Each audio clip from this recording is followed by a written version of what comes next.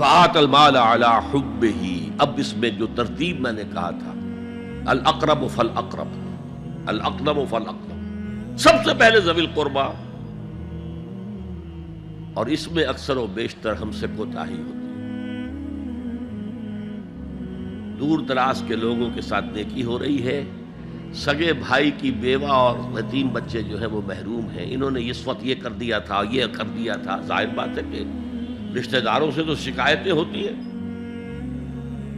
یہ تو ہمیشہ ہمارے مخالف رہے ہیں جی، ان کی ہم کیسے مدد کریں؟ اگر تو اللہ کے لیے دینا ہے تو پہلا حق ان کا،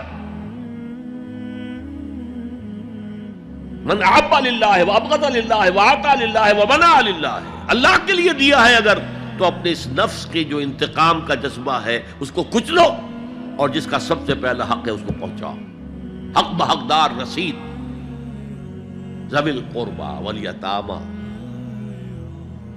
جو بے سہارا رہ گئے، باپ کا سایہ نہ رہا، والمساکین، مساکین کسے کہتے ہیں؟ مسکنت کہتے ہیں کم ہمتی۔ آپ کو معلوم ہے آج کل ایک مرض کہلاتا ہے نیورستھینیا، آدمی دیکھنے میں ہٹا کٹا ہے، صحت مند ہے، لیکن اندر سے اس کی کوئی ہمت ایسے جواب دے گئی ہے کچھ کر ہی نہیں سکتا، وہ ہے مسکین۔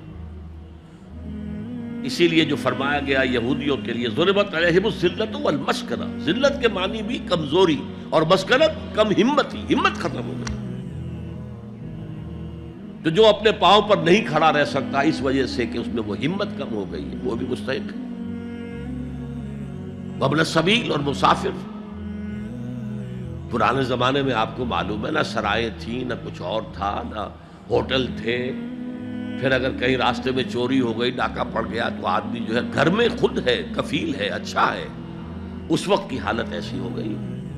ہمارے ہاں بیگرز نے اسی کو ایک بہت بڑا بہانہ بنایا ہوا، جی میں آیا تھا وہاں سے اور یہاں سے، اور میری جیب پھٹ گئی، سب کچھ چلا گیا، اب مجھے واپس جانے کے لیے کرایہ چاہیے۔ اکثر و بیشتر جھوٹے کیسز ہوتے ہیں۔ اگر آپ کسی کو پکڑ لیں اور ساتھ لے کر کہیں تحقیق کراؤ تو وہ بھاگ جائے گا، پھر نہیں آئے گا اس مسجد میں۔ لیکن یہ کہ ابن السبیل، یہ بھی ایک کھاتا ہے۔ والسائلین، یہ ذرا تفصیل طلب معاملہ ہے۔ اسلام کی تعلیم بڑی متوازن ہے، ایک طرف سوال کی مذمت ہے، مت اپنا دستے سوال دراز کرو کسی کے سامنے۔ جو شخص ہاتھ پھیلاتا ہے مانگنے کے لیے، وہ اپنی عزت نفس کو ہتھیلی پر رکھ کر آپ کے سامنے پیش کر رہا ہے، اور آپ ٹھوکر مار دیتے ہیں اس کی عزت نفس کو۔ مانگو اللہ سے، اللہ کسی کے دل میں ڈالے تمہاری ضرورت پوری کر سکتا ہے، بغیر اس کے کہ تم کسی کے سامنے دستے سوال دراز کرو۔ تو سخت مذمت ہے، اور خاص طور پر بیگری جو ایک انسٹیٹیوشن بن گیا ہے، ایک پیشہ بن گیا ہے، وہ تو اسلام کی تعلیمات کے منافی ہے۔ اور جس طرح کی ہم خیرات بانٹتے ہیں، 5 روپے کا نوٹ دے رہے ہیں مانگنے والوں کو مسجدوں کے باہر، سمجھ رہے ہیں ہم نے حاتم طائی کی خبر کو لات مار دی، حالانکہ حقیقت میں آپ انسٹیٹیوشن آف بیگری کو سپورٹ کر رہے ہیں۔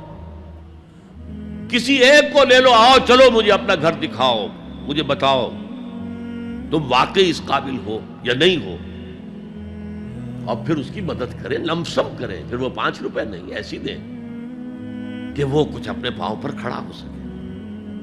میں نے 1 روپیہ نہیں کہا، اس لیے کہ 1 روپیہ تو اب کوئی شے نہیں رہی، لیکن یہ کہ 5 روپے کا نوٹ بھی آپ نے تقسیم کرنے شروع کر دیے، یہ کیا ہے؟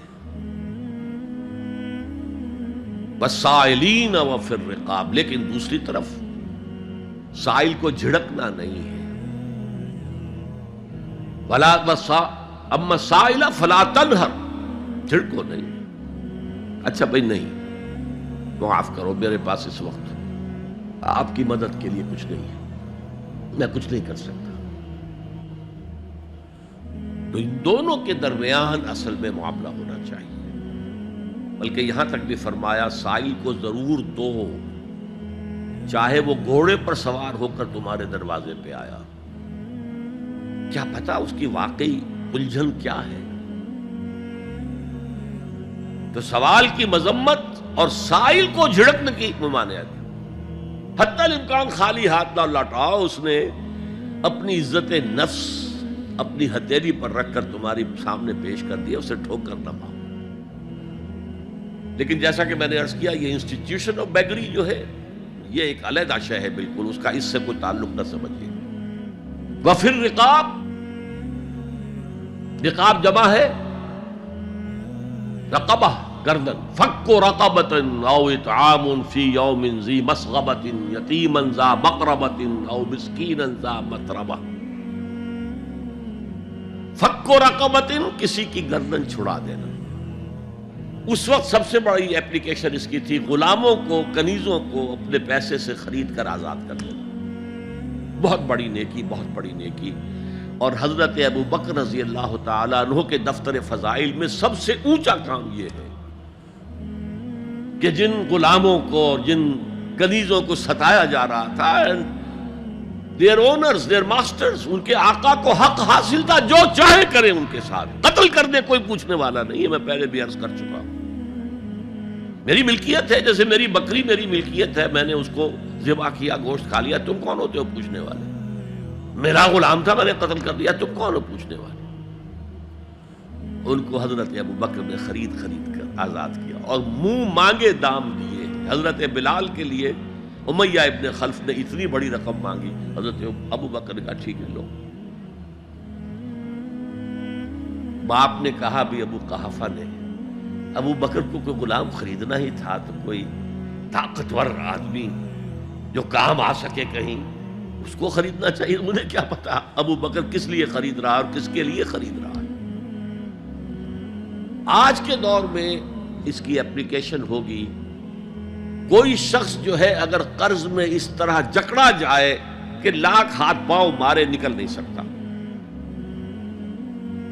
اس کو کوئی لمپ سم مدد دے کر اس قابل کیا جائے کہ وہ پھر اپنے پاؤں پر کھڑا ہو جائے۔ یہ نہیں کہ اسے آپ ہر مہینے کچھ رقم دیتے رہے مینٹیننس کے لیے، نہیں، اس سے تو وہ اسی پوزیشن میں رہے گا۔ یہ بعض مائنورٹی کمیونٹیز کے اندر یہ معاملہ موجود ہے۔ کوئی بھائی اگر گر گیا ہے کاروبار میں تو اس کی پھر ایسی مدد کی جائے کہ وہ پھر آپ کی صف میں آ کر کھڑا ہو جائے۔ رسپیکٹ